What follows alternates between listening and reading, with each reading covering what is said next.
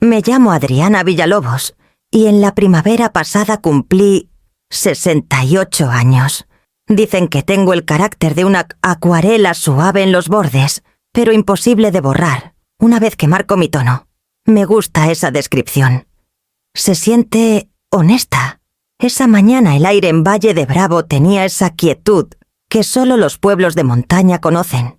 La niebla se deslizaba desde los cerros del fondo, desvaneciéndose en las primeras rayas pálidas del sol. Me arrodillé junto al pequeño cuadro de cempasúchiles en el porche, cortando un tallo seco. El aroma de la tierra húmeda se quedó en mis dedos. Mi esposo Esteban construyó este porche hace 40 años. Cada tabla aún llevaba la marca de su precisión, ángulos exactos, barniz, que atrapaba la luz como miel. Cuando murió lo mantuve igual, lijando y sellando las barandillas cada primavera. No era nostalgia. Era mantener algo en pie en un mundo que se inclina con demasiada facilidad hacia la pérdida. Después de regar el albahaca y los pequeños claveles rosas, dejé mi cuaderno de dibujo en la mesa de mimbre y comencé a trazar la luz sobre las tablas del porche. Era mi ritual matutino, líneas silenciosas, manos firmes, el suave roce del lápiz. Que el mundo gritara fuera todo lo que quisiera. Yo tenía mi pequeño rincón de calma. Un cardenal se posó en la barandilla inclinando la cabeza como si dijera que compartíamos la propiedad de esta paz. Le sonreí. Entonces, el teléfono en la cocina empezó a sonar.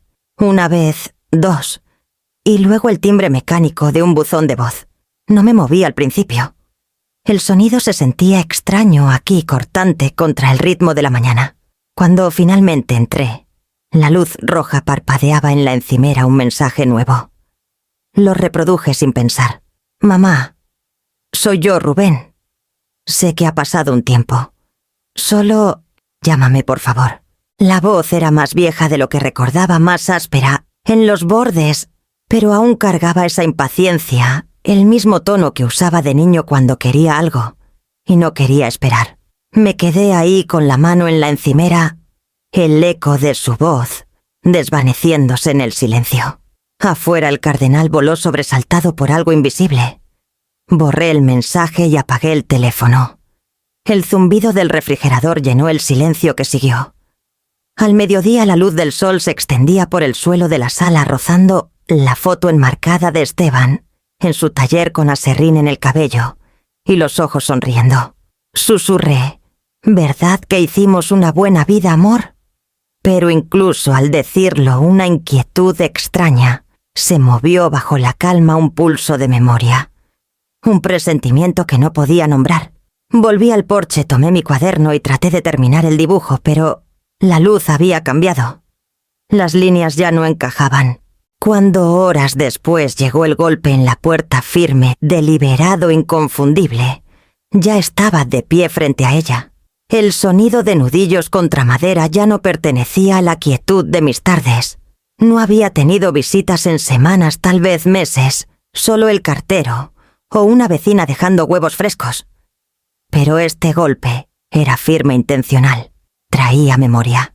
Abrí la puerta y la luz del sol cayó sobre dos rostros que no veía desde hacía más de 2 años. Mi hijo estaba ahí, de algún modo más alto, pero desgastado en los bordes. Rubén, su cabello antes castaño como el de su padre, ahora tenía hilos grises. A su lado Valeria sostenía un bolso de piel como si fuera un escudo, su sonrisa un poco demasiado brillante para ser real. Mamá, dijo Rubén abriendo los brazos. «¡Te ves! ¡Increíble!». La casa también igual que siempre, o tal vez hasta mejor. Sus ojos recorrieron el porche, el jardín, la regadera de latón nueva cerca de mi silla. No notó cómo mi mano temblaba ligeramente en el marco de la puerta. «No sabía que estabas en el pueblo», logré decir. «Estábamos de paso», dijo Valeria rápidamente apartando un mechón de cabello detrás de la oreja. Su tono era meloso, profesional, demasiado cálido para ser sincero. «Pensamos darte una sorpresa». «¿Sorpresa?» La palabra flotó en el aire como un perfume que no quería respirar. Me hice a un lado señalando la sala. «Pasen entonces. Acabo de hacer té». Adentro la casa se sintió más pequeña con ellos dentro. Rubén caminó hacia la repisa tomando la foto enmarcada de su padre. ¿Todavía tienes esto aquí?, dijo suavemente. Su voz era casi cariñosa, pero la forma en que dejó el marco desalineado fuera del centro hizo que algo se retorciera dentro de mí. Valeria se sentó con cuidado en el borde del sofá, piernas cruzadas, los ojos barriendo la sala como si la estuviera tasando. «¡Qué pisos de madera tan hermosos!», dijo. «Ya no hacen casas así». «No, no las hacen», dije. Esteban puso cada tabla con sus manos. Ella sonrió asintiendo, pero vi su mirada hacia Rubén, un intercambio silencioso demasiado rápido para que otros lo notaran. Años de ser madre me habían enseñado a leer los destellos más pequeños. Esa mirada no era admiración, era cálculo. Traje una bandeja con la tetera y 3 tazas, el sonido suave del porcelana tintineando. Entonces dije forzando calma en mi voz: «¿Qué los trae aquí después de tanto tiempo?». La sonrisa de Rubén titubeó. Revolvió azúcar en su té aunque nunca lo tomaba dulce. «Solo queríamos ver cómo estás, saber cómo te va aquí tan sola». «No estoy sola», dije. «Tengo vecinos, amigos, mi taller». Asintió fingiendo escuchar la mirada aún vagando. «Has mantenido la casa muy bien. Debe valer un buen dinero hoy en día. Valle de Bravo está en auge, ¿no?». Ahí estaba la primera grieta en la cortesía. Valeria se inclinó hacia adelante rozando su rodilla como para calmarlo. «No lo quiso decir así», dijo rápidamente sonriendo otra vez. «Es que hemos estado hablando de bienes raíces últimamente.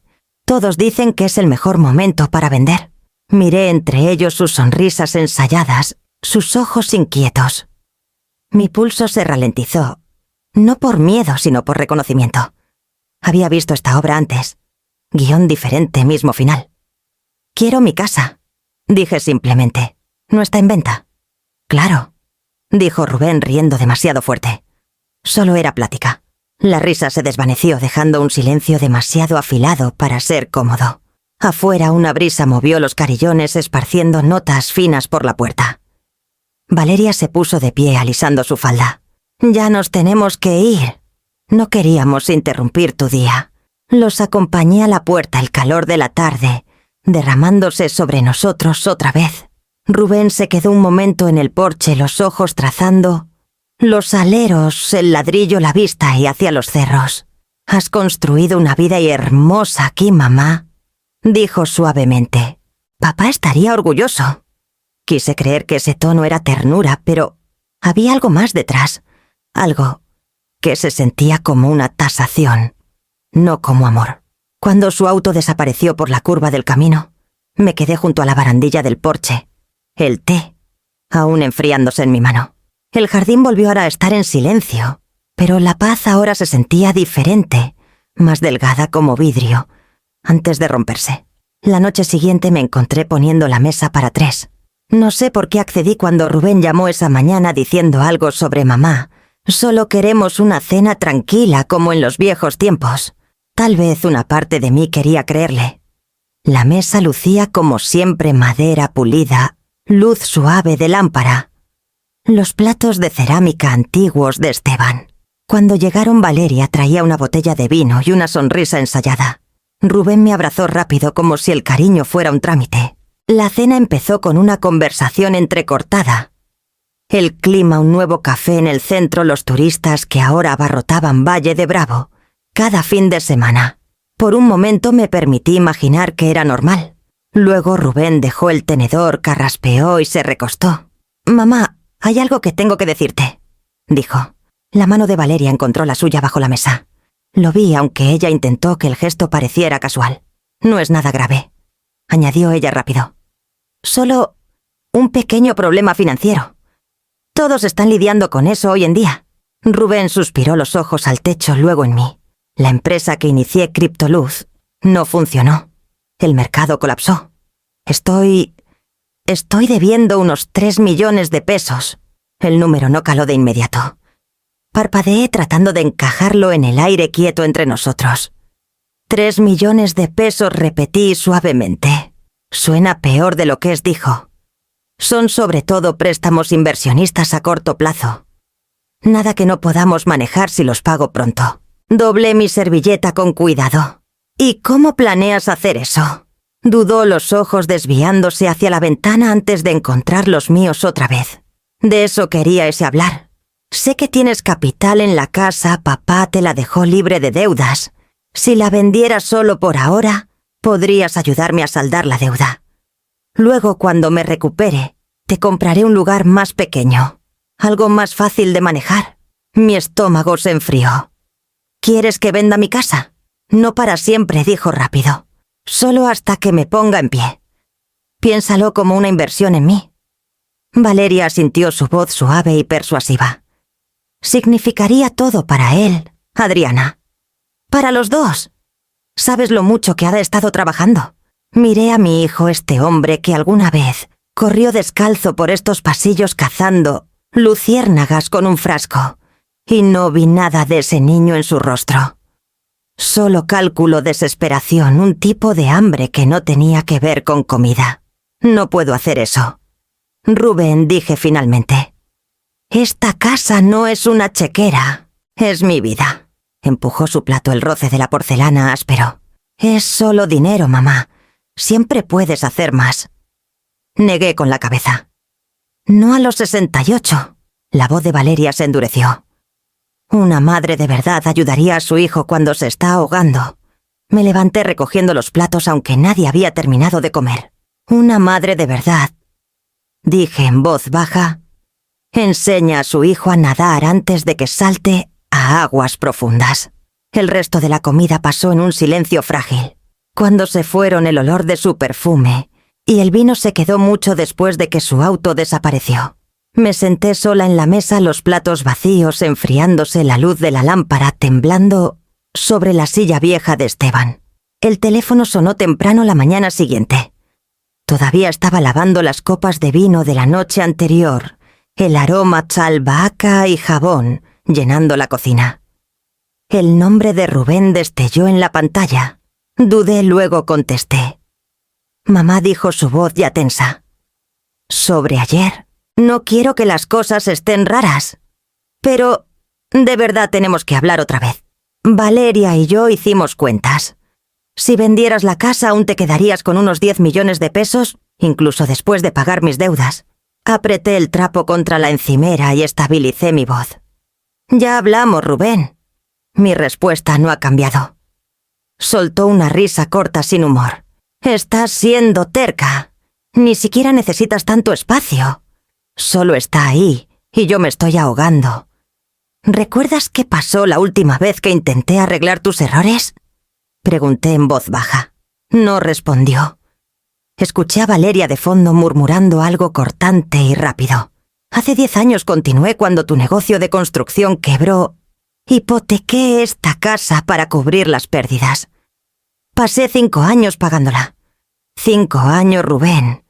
Casi pierdo todo lo que tu padre construyó. No es justo, espetó. Eso fue diferente. Era más joven y he aprendido desde entonces. Cerré los ojos. Has aprendido, Asieta, a apostar con números más grandes. Su tono se endureció. Entonces eso es todo. ¿De verdad vas a dejarme hundir? A tu propio hijo. Las palabras cortaron intencionales. Alguna vez me habría doblegado ante ellas. Alguna vez habría encontrado una forma de justificar ceder, porque eso hacen las madres. No remiendan ni arreglan hasta que no queda nada de ellas más que hilos. Pero ya estaba demasiado vieja para que la culpa fuera mi único idioma. No venderé la casa, dije firme como piedra. No para esto. No otra vez. Por un momento pensé que la línea se había cortado. Luego su voz regresó afilada y temblorosa. Siempre te importó más esta maldita casa que yo. Esta casa, dije, mantuvo un tejado sobre tu cabeza durante 20 años. Es la razón por la que tuviste un hogar del que salir en primer lugar. Maldijo suavemente entre dientes. Podía escuchar a Valeria, ahora más fuerte el filo en su tono, cortando el estática. Es egoísta, Rubén. Si de verdad te quisiera, ayudaría. Algo dentro de mí se rompió. No por sus palabras, sino por el vacío debajo de ellas. El amor para ellos era una transacción medida en metros cuadrados y pesos. Para mí era el tejado que Esteban y yo clavamos con nuestras manos las noches que me quedé despierta, preguntándome cómo estirar el sueldo de maestra para pagar la hipoteca. Voy a colgar ahora, dije. Por favor, no me llames por esto otra vez. Mamá. Clic. El silencio después fue pesado como el aire tras un trueno. Me quedé ahí, las palmas planas en la encimera, escuchando el zumbido del refrigerador y el leve tic-tac del reloj de la cocina. Al mediodía la culpa comenzó su trabajo lento, susurrando que de algún modo le había fallado. Pero, debajo de eso, algo más firme creció, algo que no había sentido en años. Autorrespeto. Pasé el resto de la tarde lijando la barandilla del porche, el olor a polvo de cedro pegándose a mis mangas. Esteban siempre decía que el trabajo era la mejor cura para el arrepentimiento. Mientras aplicaba la última capa de sellador, la veta de la madera atrapó la luz suave y fuerte, otra vez. Cuando llegó la noche, la casa se sentía silenciosa, pero no solitaria. Preparé una tetera de manzanilla, apagué el teléfono y dejé que la calma se asentara. En lo profundo sabía que decir no era el fin de algo, era el comienzo. Pasaron 3 semanas sin una palabra de Rubén. Al principio el silencio se sintió extraño, como un mueble nuevo al que no podía acostumbrarme. Pero poco a poco, la quietud comenzó a envolverme como una segunda piel. Cuidé mi jardín, pinté por las mañanas y aprendí a disfrutar del silencio que seguía cada negativa que no lamentaba. Fue Teresa quien mencionó a Efraín Calderón durante un té una tarde. «Deberías hablar con él», dijo. Esteban confiaba en él para cada documento que firmaba. Si Rubén está en el tipo de problemas que crees, deberías proteger lo tuyo antes de que alguien más decida hacerlo por ti. La oficina de Efraín estaba sobre una ferretería vieja en la calle Hidalgo, el mismo lugar donde Esteban compraba clavos al peso. La placa de latón en su puerta estaba desvaída pero pulida. Él tenía ahora unos 70 años, hablaba bajo con manos cuidadosas que manejaban los papeles como si fueran páginas de un libro de salmos. «Lamento lo de los problemas con tu hijo», dijo después de que le expliqué. «No eres la primera madre en enfrentarlo, Adriana, y no serás la última. No quiero castigarlo», le dije. «Solo necesito asegurarme de que la casa esté a salvo. No puedo pasar por otra pesadilla de Arce Hipoteca», asintió deslizando sus lentes por la nariz. «La mejor manera de proteger tu casa es hacerla legalmente inútil para cualquiera que intente reclamarla. ¿Has considerado transferir la propiedad a un fideicomiso?» Fruncí el ceño. «¿Un fideicomiso? No quiero perder mi derecho a vivir ahí. No lo harías», dijo. «Crearías un fideicomiso revocable. Eso significa que la casa ya no está a tu nombre personal, sino al del fideicomiso.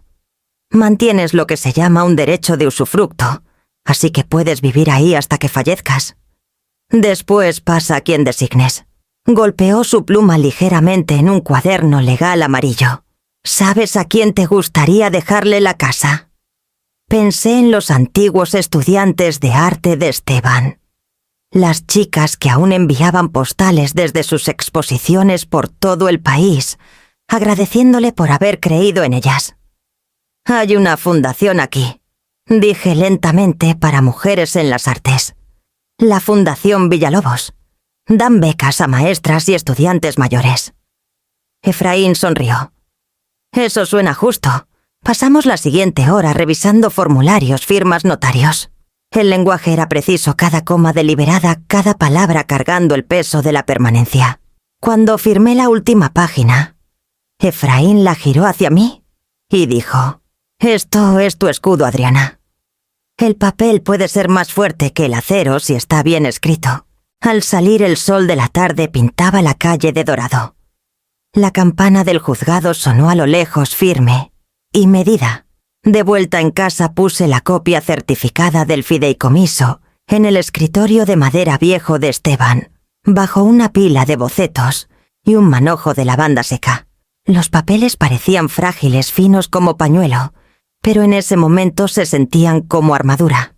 Afuera el viento cambió entre los árboles y la luz del porche se encendió temprano. Por primera vez en mucho tiempo, Respiré sin el peso de la espera. Si Rubén volvía a la casa ya no sería una moneda de cambio. Simplemente sería mía, por ley, por memoria y por elección. La primera noche después de firmar los papeles del fideicomiso, no pude dormir. La casa estaba en silencio, salvo por el zumbido del refrigerador viejo y el leve crujir de la madera al asentarse contra el frío de la noche.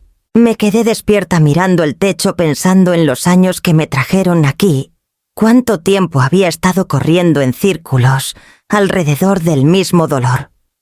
Todo empezó mucho antes de que las palabras deuda cripto salieran de la boca de Rubén.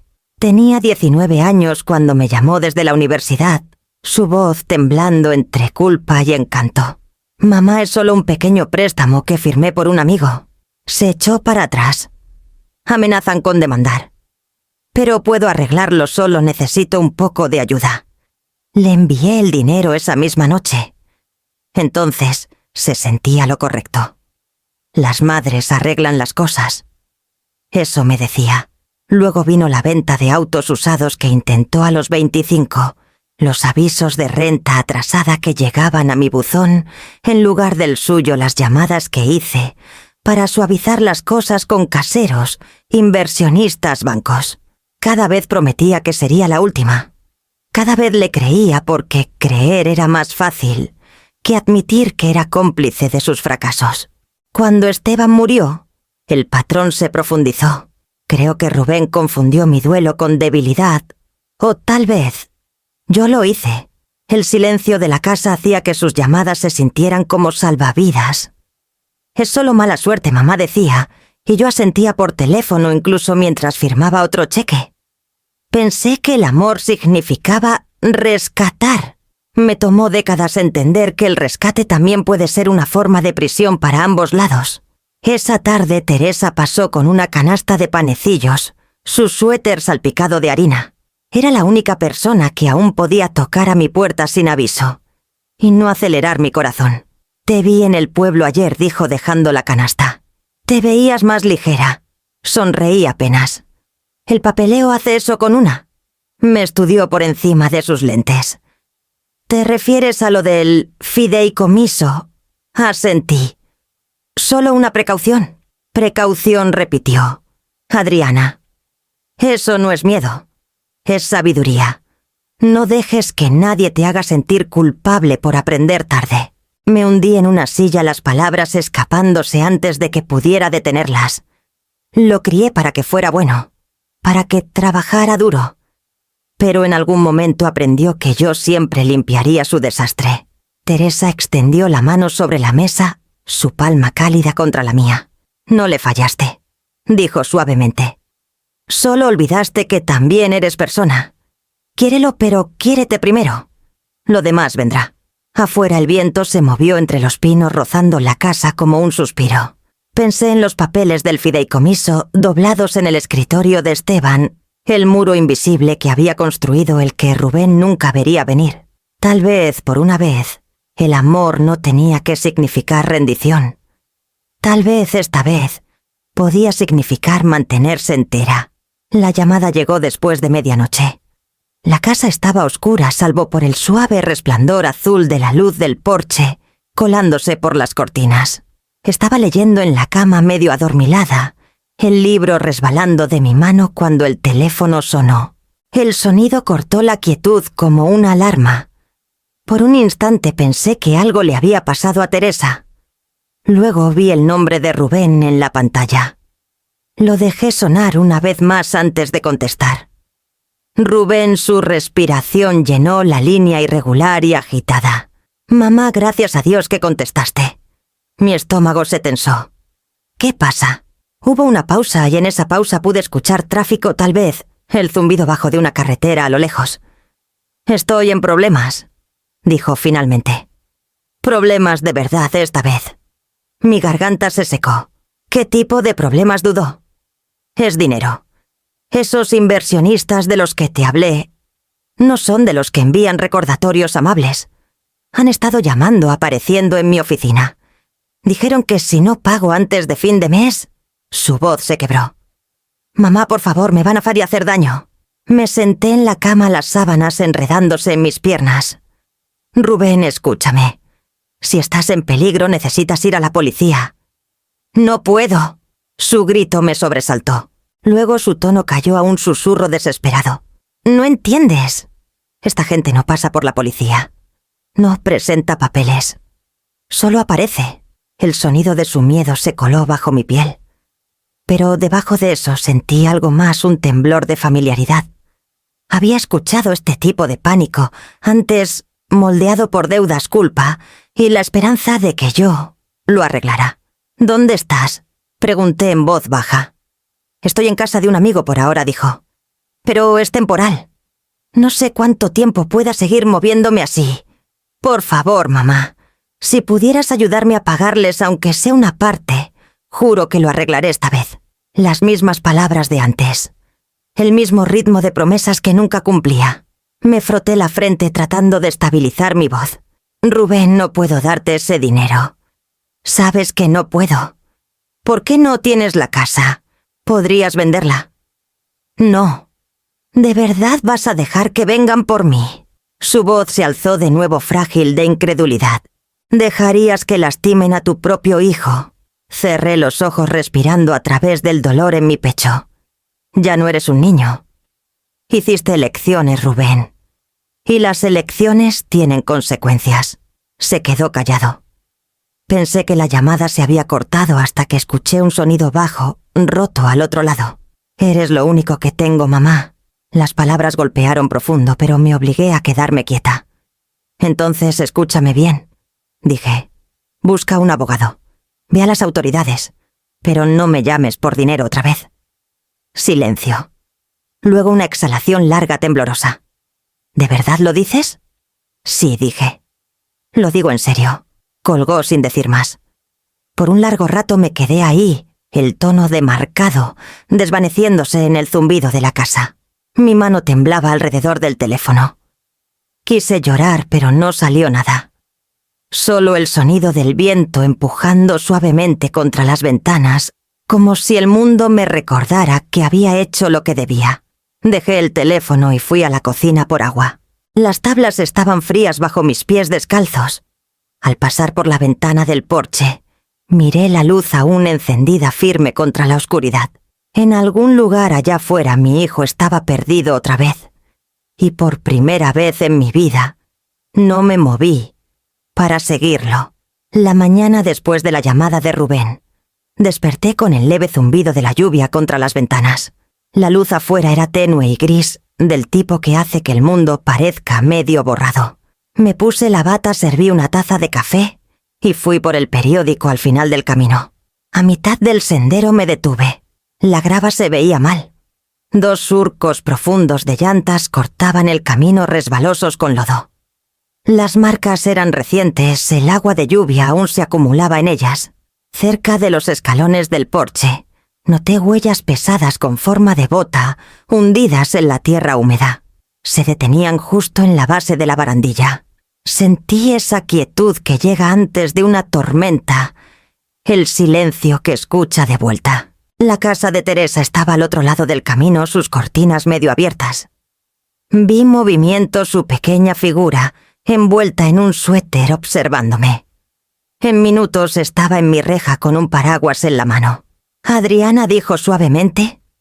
Iba a decirte anoche. Vi un auto estacionado afuera alrededor de las 10. Pensé que era alguien perdido, pero no se fue por casi 20 minutos. ¿Qué tipo de auto?, pregunté. Un sedán oscuro. No pude ver las placas. Luces apagadas. Dudó. Me dio mala espina. Estabas dormida y no quise despertarte. Un escalofrío recorrió mis brazos. Nadie tocó, negó con la cabeza. No, solo estuvo ahí. El motor bajo, como si no quisieran llamar la atención. Le agradecí, aunque mi voz salió más débil de lo que quería. Se quedó un momento tocando mi manga. Deberías llamar a alguien. O al menos no estar tan sola aquí. Cuando se fue la lluvia había parado. Me agaché cerca de los escalones estudiando las huellas otra vez. Eran demasiado grandes para ser de Teresa o de alguien del vecindario. El lodo era más oscuro cerca del borde del porche donde las tablas estaban raspadas como si alguien hubiera estado ahí un buen rato observando. Adentro cerré con llave todas las puertas y ventanas. La casa se sentía más pequeña cada crujido amplificado. Me sorprendí mirando las cortinas esperando movimiento más allá de ellas. Por la tarde, decidí ir al pueblo. En la ferretería pregunté por luces con sensor de movimiento. El dependiente, un joven de ojos amables, no preguntó por qué las necesitaba. Son fáciles de instalar, dijo. Se encienden durante 5 minutos después de que el movimiento para. Buen disuasivo. Esa noche monté la luz sobre el porche. Cuando di un paso atrás, el sensor captó mi movimiento y bañó los escalones en un brillo blanco y limpio. El jardín resplandecía, las hojas brillando por la lluvia de antes. Por primera vez en días exhalé sin temblar. Cuando cayó la noche sobre Valle de Bravo, la luz se encendió una y otra vez, un venado, una rama, o tal vez nada. Aún así me senté junto a la ventana con una taza de té observando. Ya no era miedo lo que me mantenía despierta. Era consciencia. El mundo había cambiado, y yo estaba aprendiendo a enfrentarlo en mis propios términos. La llamada llegó 2 noches después de que aparecieron las marcas de llantas. Acababa de lavar los platos de la cena cuando el teléfono vibró en la encimera. El número no estaba guardado, pero lo reconocí por el ritmo de los dígitos, el celular viejo de Rubén. Dudé antes de contestar. «Hola, mamá», dijo su voz áspera urgente. «Necesitamos hablar». No hubo saludo ni disculpas, solo el filo de algo duro y desgastado. Apreté el teléfono más fuerte. «No deberías llamar tan tarde. No lo haría si no fuera serio». Espetó. «No entiendes con qué tipo de gente estoy lidiando». «Te lo dije», dije en voz baja. «Si estás en peligro, ve a la policía». Rió, pero no era la risa de mi hijo, era hueca, enojada, acorralada. «La policía no puede ayudarme. No puede detener esto. Tú sí puedes». Antes de que pudiera responder, otra voz se unió a la línea. «¿Señora Villalobos?» El tono de Valeria era cortante, temblando, con algo que sonaba a pánico y cálculo al mismo tiempo. «Sé que esto es duro para usted, pero tiene que hacer algo. No está exagerando. Han estado llamando sin parar». «Entonces bloqueen los números», dije. «No lo entiende», replicó. «Saben dónde vivimos. Conocen nuestros horarios. Esto no es un cobrador de facturas, Adriana. Lo lamentará cuando le pase algo». Su voz se quebró en la última palabra y sentí el leve tirón de la culpa vieja jalándome. Me apoyé en la encimera tratando de respirar parejo. «Ustedes dos tomaron decisiones. No puedo arreglar esto por ustedes». Rubén interrumpió, la voz más afilada ahora. «Puedes, pero no quieres. No es cierto». «Lo es», dijo. «Me lo debes. Todo lo que he hecho, todo lo que he perdido, es porque traté de ser alguien de hacerte sentir orgullosa. Y ahora que necesito ayuda, te escondes tras excusas». Sus palabras golpearon como agua fría, crueles y precisas.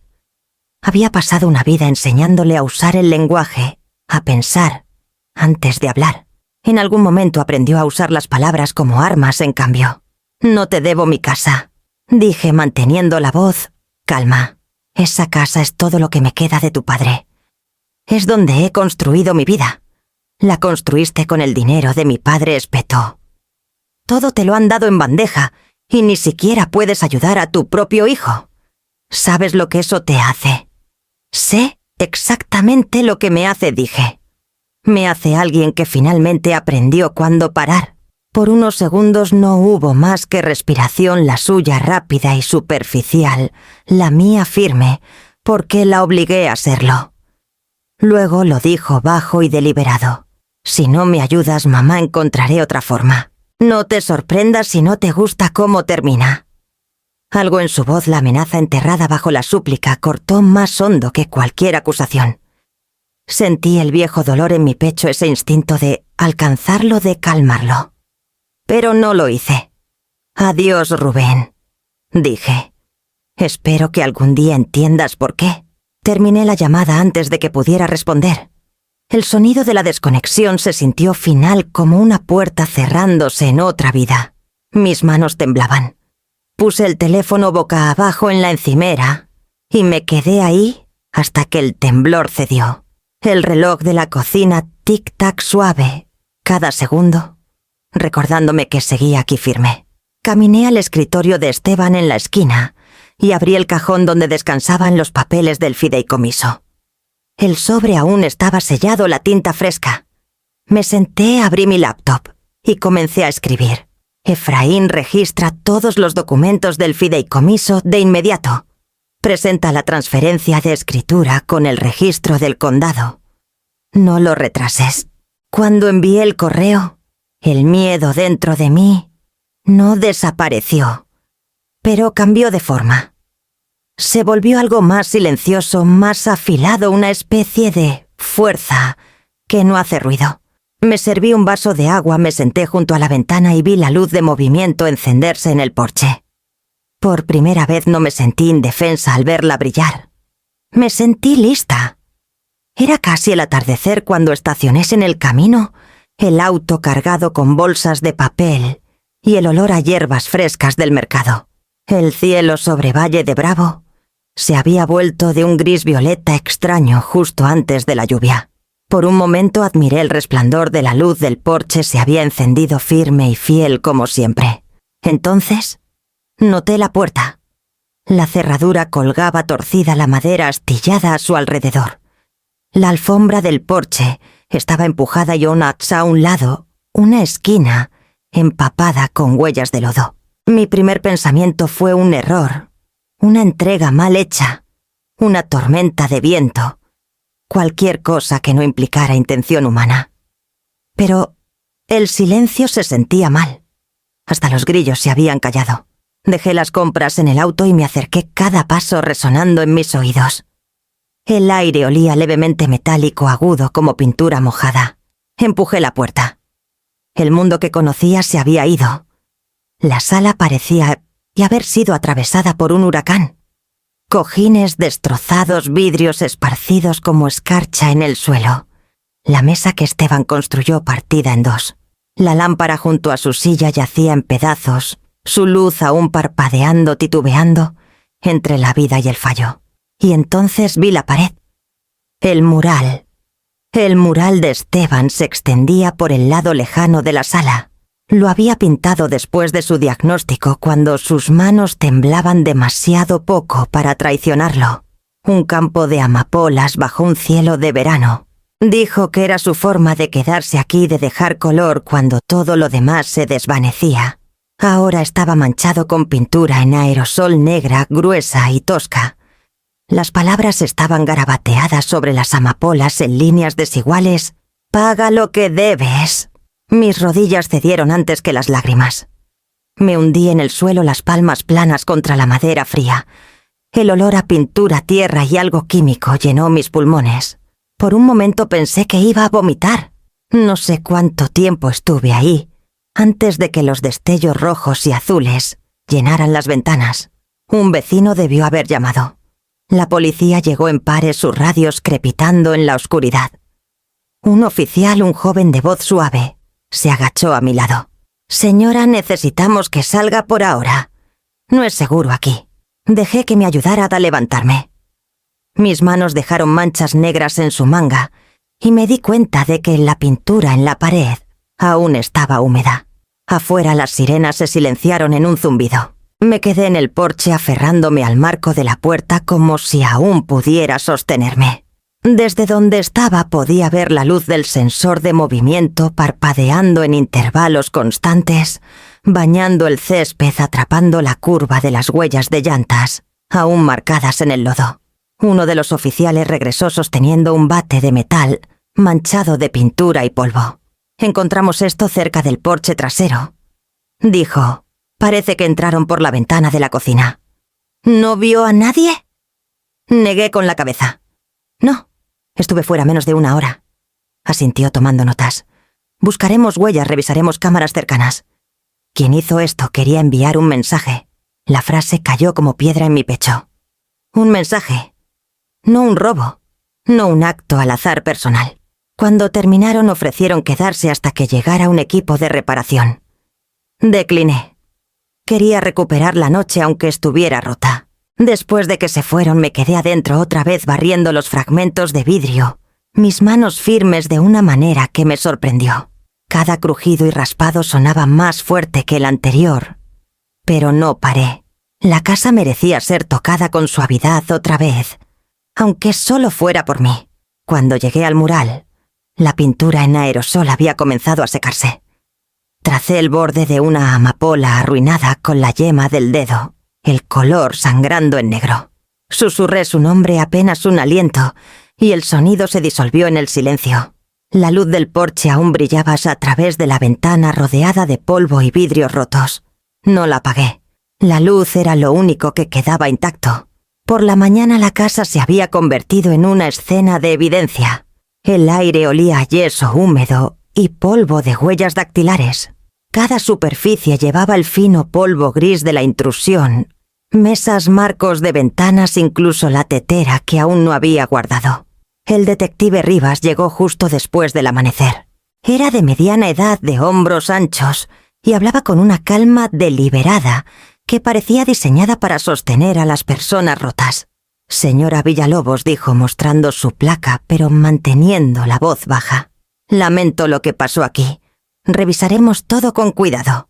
Se movió por la sala con eficiencia silenciosa, la cámara haciendo clic, las manos enguantadas, trazando el camino de la destrucción. Entrada por la ventana de la cocina, murmuró. Forzada desde afuera. Sabían lo que hacían. 2 oficiales más jóvenes lo siguieron marcando huellas de botas y recolectando fragmentos de vidrio. Uno levantó un bate de béisbol negro sellado en una bolsa transparente, con manchas de pintura aún visibles en el metal. Encontramos 2 de estos, señor, dijo. Uno adentro, otro cerca de la puerta trasera. Rivas asintió tomando notas. Luego se volvió hacia mí. ¿Tiene alguna idea de quién podría querer enviar un mensaje como este? Lo miré a los ojos firme pero pesada. Sí, dije. Mi hijo. Hizo una pausa justo lo suficiente para que viera el destello de sorpresa. Su hijo Rubén Villalobos. 43 años. Está endeudado con gente peligrosa, dice. Pero la escritura en la pared no era de extraños. Señalé el garabato negro sobre el mural arruinado. Esa es su letra. Inclinadas la izquierda, desigual. La ha tenido desde niño. Rivas estudió la pared por un largo rato antes de responder. Necesitaremos una declaración formal. Y tendrá que confirmar sus huellas si las encontramos. Entiendo. Asintió de nuevo, más suave ahora. Lo está manejando mejor que la mayoría. No supe cómo explicar que el duelo me había enseñado disciplina mucho antes de esta noche. Lloré cuando los pulmones de Esteban fallaron en la cama del hospital. Lloré cuando firmé la primera hipoteca que Rubén dejó atrás. Pero ahora las lágrimas no venían. Esto no era duelo. Era claridad. Cuando terminaron, Rivas dejó su tarjeta en la encimera. La contactaremos cuando el laboratorio confirme las huellas. Tiene un lugar seguro donde quedarse esta noche. Me quedaré aquí, dije. Es mi hogar. Dudó. Luego asintió. Haremos que una patrulla pase unas veces, por si acaso. Después de que se fueron, el silencio se asentó otra vez. Las habitaciones se sentían despojadas no solo de cosas, sino de inocencia. Caminé a la repisa donde la foto de bodas de Esteban y yo aún se apoyaba en la pared rota. El vidrio se había partido limpiamente sobre su rostro, una fractura que dividía su sonrisa en 2. Lo llevé a la mesa de la cocina, encontré el pequeño kit de reparación que guardaba para mis pinturas y comencé a reemplazar el marco. Mis dedos trabajaron lentamente, cada movimiento deliberado. Cuando terminé, limpié el vidrio nuevo hasta que brilló. Puse la foto de vuelta en la repisa, la alineé con cuidado y retrocedí. Afuera la patrulla se detuvo una vez, antes de irse sus luces azules destellando débilmente contra los cristales. Los reflejos brillaban en las paredes atrapándose en cada superficie rota, convirtiendo las ruinas en algo casi gentil. Por primera vez desde que empezó la noche, exhalé completamente. El daño seguía ahí, pero yo también. 2 días después, estaba sentada en la oficina de Efraín Calderón, la que está sobre la ferretería, donde el olor a aserrín Siempre se cuela por las rejillas. La luz de la mañana se inclinaba sobre su escritorio, iluminando pilas ordenadas de carpetas y una taza de café humeante. No perdió tiempo en condolencias. Adriana dijo quitándose los lentes y frotándose el puente de la nariz. Acabo de hablar con el detective Rivas. Las huellas regresaron. Coinciden con tu hijo y su esposa. Lo esperaba y aún así las palabras cayeron como una piedra en agua calma, silenciosas, pero finales. Efraín continuó. También recuperaron video de tu cámara de la puerta. Es claro como el día. Giró la pantalla de su computadora hacia mí. Ahí estaba la imagen granulada de mi propio porche, la luz de movimiento encendiéndose. El rostro de Rubén apareció primero más tenso, más enojado, de lo que nunca lo había visto. Miró la puerta como si lo hubiera traicionado personalmente. Valeria lo seguía con la capucha puesta, mirando nerviosamente hacia la calle. En sus manos brillaba el bate de aluminio. Lo vi levantarlo y golpear. El sonido del vidrio rompiéndose llegó incluso a través del video silenciado, resonando débilmente por los altavoces. Mi aliento se detuvo. Susurré, pero la pantalla no escuchó. Rubén entró, Valeria detrás, y unos segundos después, la pintura en aerosol siseó sobre el mural de Esteban. Luego sus palabras, garabateadas sobre las amapolas. Efraín pausó el video. No podía apartar la mirada. Mis dedos temblaron en mi regazo, pero no de duelo esta vez. Carraspeó suavemente. Adriana, hay algo más que debes saber. La propiedad que vandalizaron la casa ya no es legalmente tuya. Me giré hacia él confundida. ¿Qué quieres decir? El fideicomiso. Exactamente eso, dijo con un pequeño destello de admiración en su tono. Los documentos del fideicomiso que presentamos el mes pasado fueron procesados. La escritura fue transferida a la Fundación Villalobos para Mujeres en las Artes. Mantuviste un derecho de usufructo, sí, pero el título legal pertenece a la organización sin fines de lucro. Me tomó un momento procesar lo que decía. Entonces, cuando entraron, no solo dañaron tu casa, terminó. Destruyeron propiedad de una organización sin fines de lucro registrada. Eso eleva los cargos. La Junta de la Fundación está presentando cargos por vandalismo, destrucción de propiedad benéfica y allanamiento. Hay pláticas de cargos por delitos graves. Me recosté lentamente, una extraña insensibilidad extendiéndose por mí. La ironía era casi insoportable. Al intentar castigarme, Rubén se había incriminado en algo mucho peor. Efraín juntó las manos. El detective Rivas dijo que el fiscal probablemente ofrecerá un acuerdo, pero se requerirá restitución, pago completo por los daños. Unos 800.000 pesos, tal vez más, una vez que se evalúen las reparaciones. Miré por la ventana viendo una ráfaga de viento levantar hojas del canal. No lo tendrán, dije en voz baja. Entonces, tendrán que vender algo, respondió. Tal vez esa será su lección. Me estudió por un momento antes de añadir. Sé que este no es el resultado que querías, no dije negando con la cabeza. Pero tal vez es el que todos necesitábamos. Cuando salí de su oficina el sol era brillante y duro. Las calles olían a lluvia otoñal y escapé lejano. Caminé lentamente a mi auto, cada paso sintiéndose más pesado pero más seguro. Esa noche en casa me serví una taza de té y puse el teléfono en la mesa. La curiosidad me venció. Abrí el video otra vez, viendo la figura de Rubén difuminarse en la luz del porche, su brazo balanceándose, hasta que el bate desapareció en movimiento. En algún punto, entre el marco del impacto y la explosión de vidrio, dejé de sentir lástima. Lo que lo reemplazó no era venganza.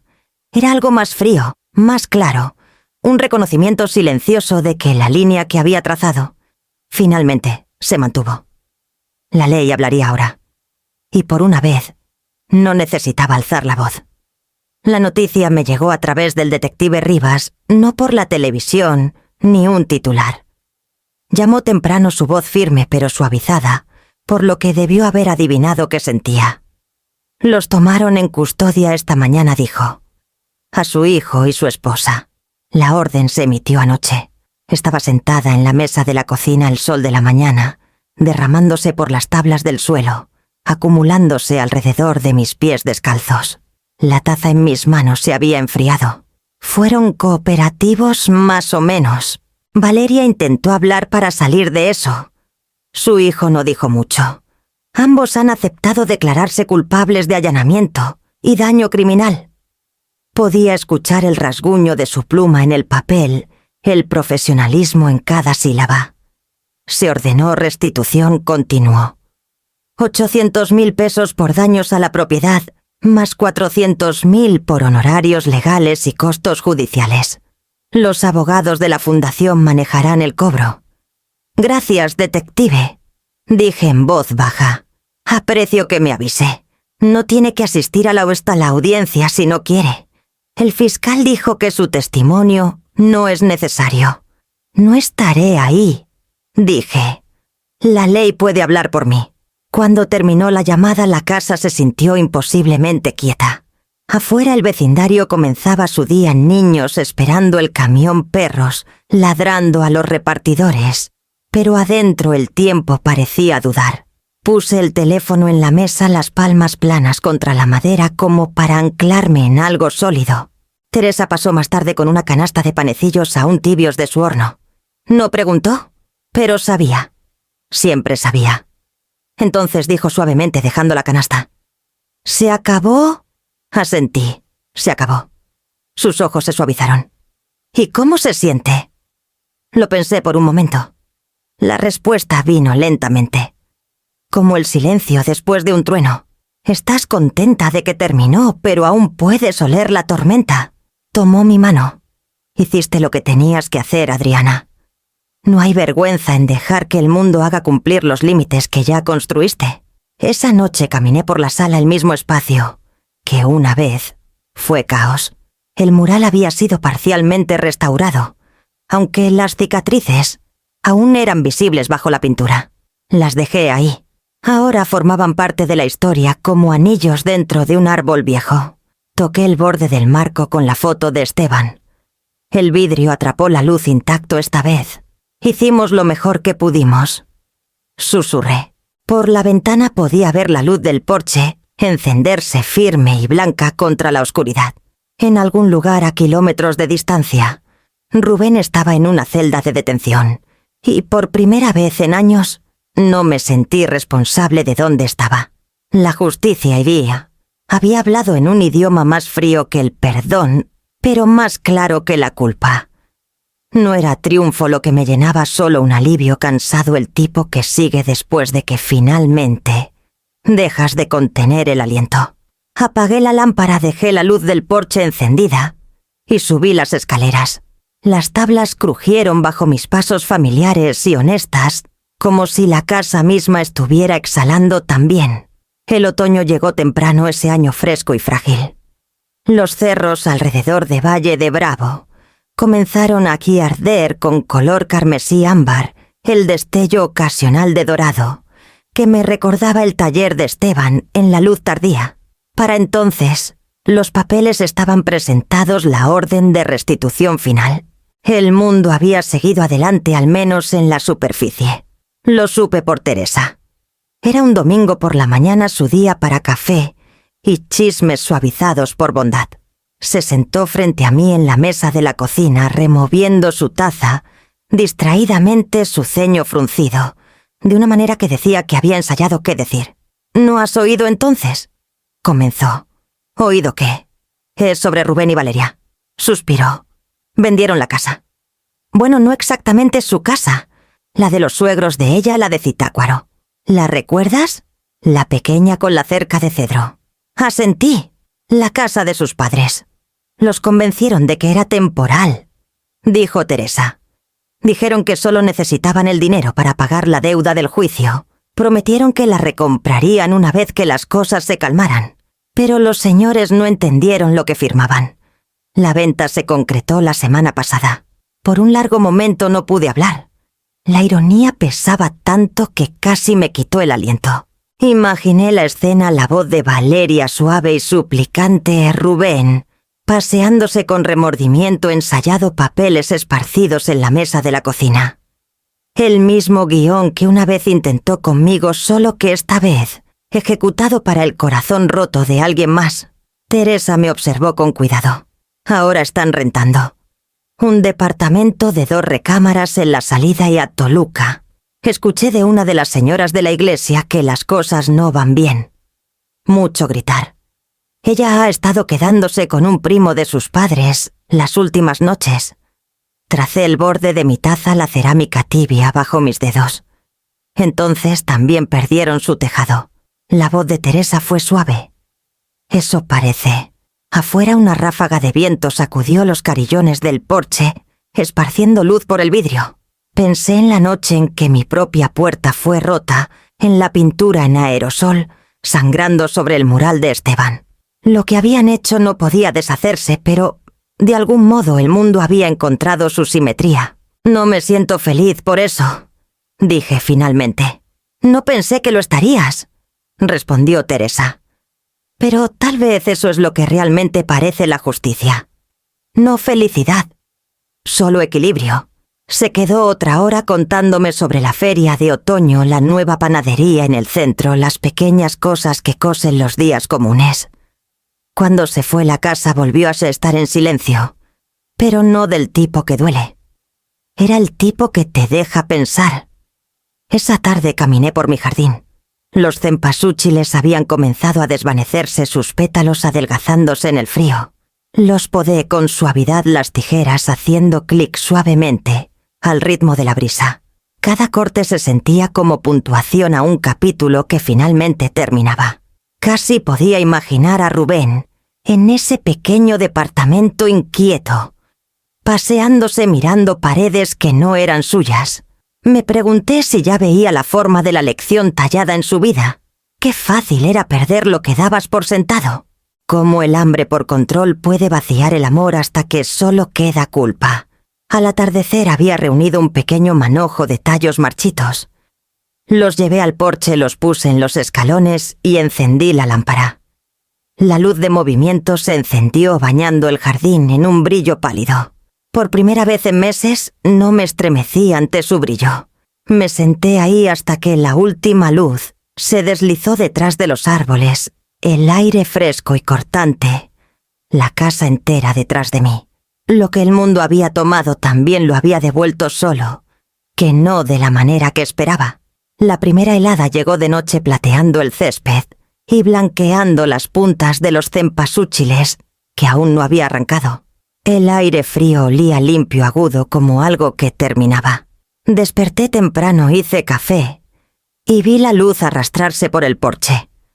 Habían pasado casi 3 meses desde la sentencia. Rubén y Valeria se habían mudado de su departamento tomando caminos separados, según lo que escuché por la red silenciosa de vecinos y conocidos mutuos. No los había visto desde la noche en que la policía se los llevó. El silencio entre nosotros se había vuelto espeso, no cruel, solo final. Pero esa mañana sentí un dolor que las palabras podrían calmar, aunque solo fuera para mí. Fui al escritorio de Esteban, saqué una hoja de papel de carta y la puse sobre la madera. La pluma se sentía extraña en mi mano, pesada con todo lo que no había dicho. Comencé lentamente. Rubén Hay. Cosas que una madre nunca imagina que tendrá que escribirle a su hijo. Esta es una de ellas. Solía creer que el amor podía arreglarlo todo, que si daba lo suficiente, si perdonaba lo suficiente, encontrarías tu camino. Pensé que mi paciencia podía sostenerte en pie, pero estaba equivocada. El amor no puede reemplazar las lecciones que una persona se niega a aprender. No puede convertir las consecuencias en consuelo. La tinta se acumuló ligeramente donde mi mano se detuvo. Pensé en él de niño otra vez, zapatos embarrados, una sonrisa sin un diente frontal, la forma en que corría a mostrarme cada rodilla raspada como una insignia de vida. En algún lugar entre ese niño y el hombre que blandió un bate contra el mural de su padre, algo esencial se había perdido. No te odio. Quiero que lo sepas. El odio sigue siendo una especie de atadura y no puedo vivir encadenada a lo que ya se fue. Tampoco te perdono, al menos no de la manera que podrías querer. Para mí el perdón significa regresar a la paz, y ya la tengo. La he reconstruido tabla por tabla en el silencio de esta casa. No necesita tu disculpa para mantenerse en pie. Afuera el viento se alzó esparciendo hojas contra los escalones del porche. Podía escuchar el leve zumbido de un auto pasando el ritmo de la vida ordinaria, aún en movimiento. Una vez dijiste que te debía algo. Estabas equivocado. Lo que te debo es honestidad. Elijo el silencio sobre los ciclos. Elijo no reabrir heridas solo porque el mundo me enseñó a llamarlas amor. Tú tienes tu camino y yo el mío. Espero que algún día camines lo suficiente para ver el daño que dejaste y la gracia que de todos modos te esperaba. Dejé la pluma y leí la carta 2 veces. No era ira lo que me llenaba ahora, sino un cansancio tan completo que se sentía como calma. Las palabras no eran crueles ni indulgentes, eran simplemente ciertas. Doblé la página una vez, luego otra, deslizándola en un sobre. Mi nombre fue al reverso, no el suyo. Por un largo momento lo sostuve sobre mi regazo, el peso del papel extrañamente humano en mis manos. Luego me levanté, crucé a la chimenea y abrí la rejilla de hierro. Los leños adentro aún estaban secos del día anterior. Encendí un cerillo, vi la llama prender y sostuve el sobre encima. El fuego lamió el borde primero, curvándolo en dorado, antes de negro. Cuando finalmente se encendió el humo, se alzó en cintas delgadas desapareciendo en la boca oscura de la chimenea. Me quedé ahí hasta que la última esquina se convirtió en ceniza. Luego barrí los restos en la rejilla y la cerré. El silencio que siguió fue cálido, casi sagrado. Más tarde, cuando cayó la noche, preparé una tetera de té y la llevé al porche. La luz de movimiento se encendió bañando los escalones en un brillo suave. La placa de latón junto a la puerta atrapó la luz justo en el ángulo correcto. Las palabras de Esteban, aún claras: hogar, solo por invitación. Por primera vez no pensé en quién no estaba invitado. Solo me senté ahí, las manos alrededor de la taza, y dejé que la paz llenara cada espacio silencioso que él alguna vez tomó. La primavera llegó como un perdón, silenciosa, gradual, casi tímida.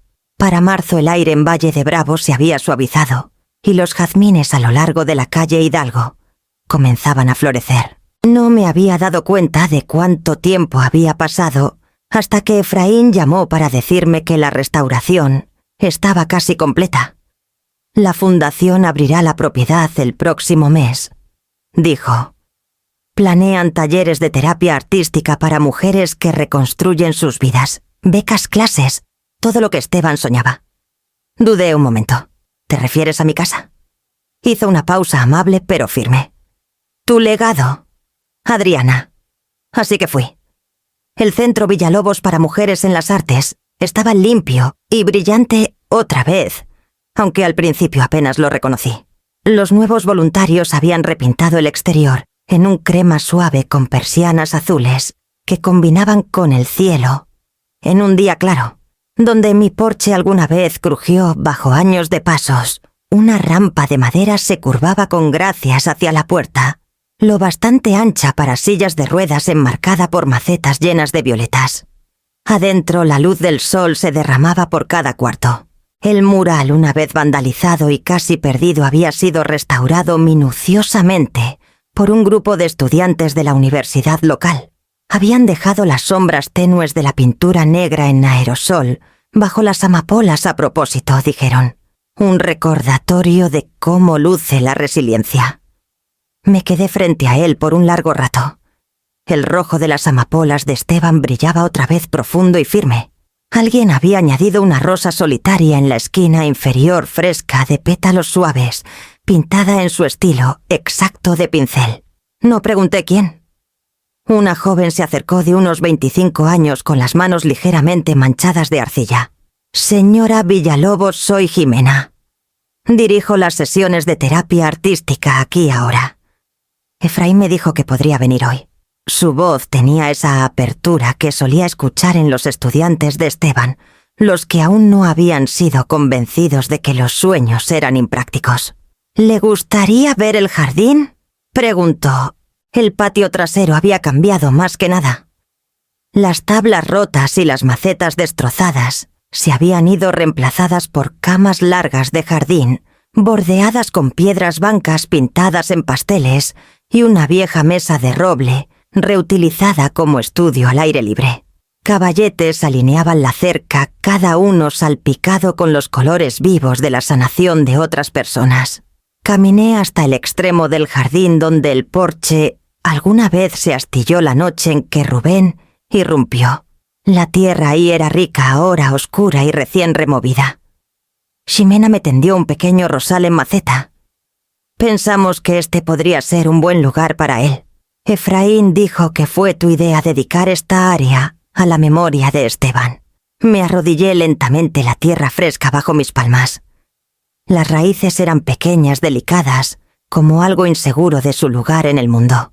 Cavé el hoyo con cuidado y bajé la planta presionando la tierra a su alrededor, con la misma paciencia que una vez di a criar a un hijo.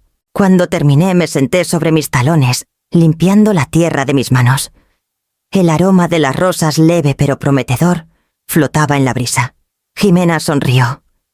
«Sabes, nombramos esta sección el Jardín del Renacer, para mujeres que han tenido que desempezar de nuevo». Asentí, la garganta apretada. Le queda bien. Nos quedamos ahí un rato en silencio, escuchando el susurro del viento entre los árboles. Algunos estudiantes de arte reían cerca del porche, sus voces brillantes y sin reservas. Me di cuenta de lo diferente que sonaba ese sonido en el espacio, que alguna vez resonó con ira. Antes de irme caminé por el salón principal, una última vez. La placa cerca de la entrada atrapó la luz del sol. Fundación Villalobos, para mujeres en las artes, en honor a Adriana y Esteban Villalobos, cuya casa se convirtió en un comienzo. Al salir me giré para ver el rosal otra vez, sus pétalos temblando ligeramente en la brisa. La luz del porche sobre la puerta se encendió automáticamente, aunque el sol aún no se había puesto. Por primera vez la luz no se sintió como protección ni advertencia. Se sintió como una invitación. Me quedé el tiempo suficiente para susurrar al aire del jardín. «Lo hiciste bien, Esteban». Los dos lo hicimos. Luego caminé por el sendero, el aroma de las rosas siguiéndome hasta la reja. La luz del atardecer se asentó suavemente sobre los cerros, extendiendo el último dorado del día sobre la calle silenciosa. Me senté en el porche de mi cabaña, una casa más pequeña ahora, a solo unos kilómetros de la fundación. El té en mi taza enviaba finas volutas de vapor al aire fresco. Todo olía levemente a lluvia y jazmín, el aroma de nuevos comienzos que no necesitan anunciarse. Desde mi silla podía ver la placa de latón junto a los escalones recién pulida y atrapando el último sol. Hogar, solo por invitación. Palabras de Esteban, no mías. Él solía decir que un hogar solo es sagrado si su puerta no se abre a cualquiera que toque.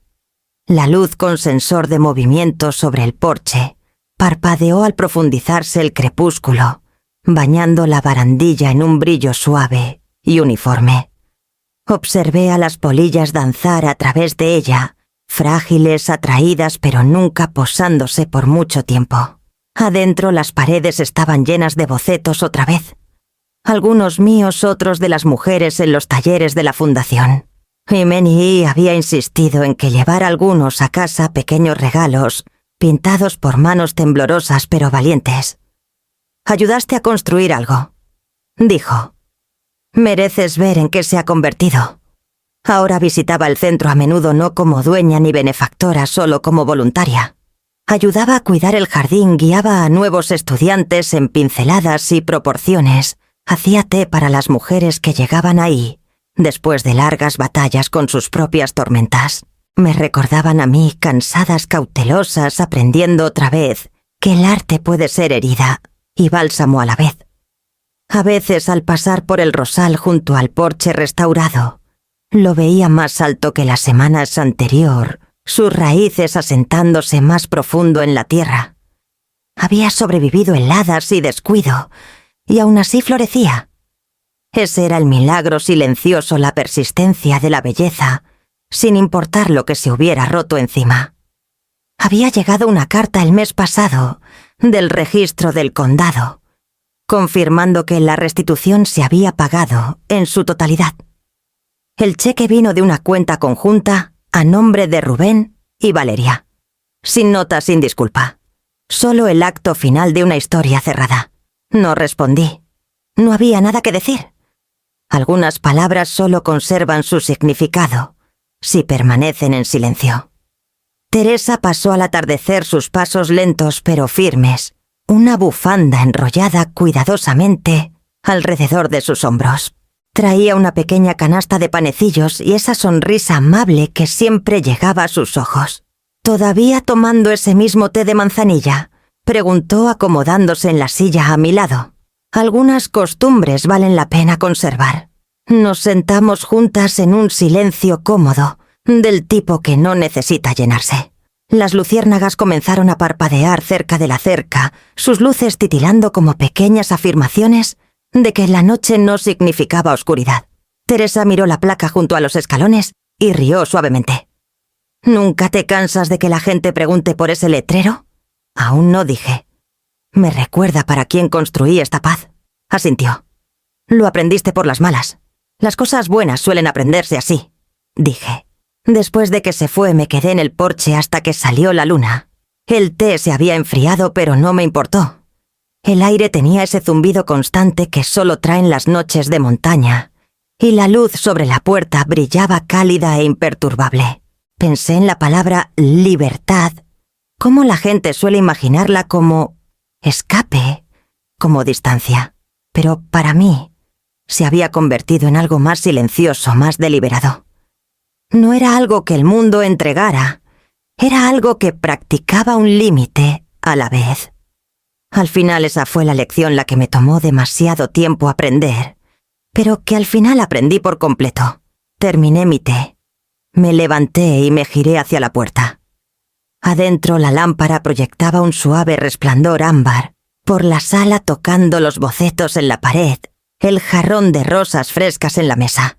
El mundo más allá de mi porche podía ser ruidoso, incierto, implacable, pero aquí en esta luz ya no podía alcanzarme. Cerré la puerta suavemente detrás de mí. El pestillo hizo clic una vez limpio y seguro.